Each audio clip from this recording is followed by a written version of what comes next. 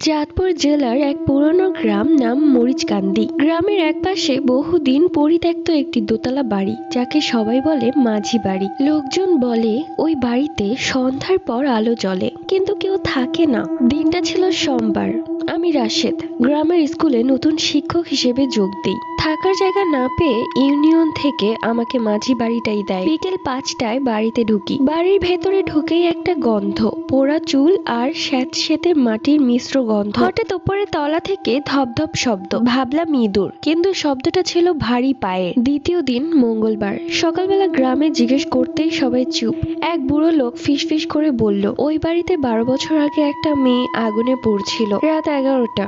আমি ডায়েরিতে লিখছিলাম, হঠাৎ কাগজে নিজে নিজে দাগ উঠতে শুরু করলো। লেখা ফুটে উঠলো, আজ দরজা বন্ধ করিসনি। আমি দরজার দিকে তাকালাম। দরজা বন্ধ ছিল, কিন্তু ভেতর দিক থেকে তালা দেওয়া। তৃতীয় দিন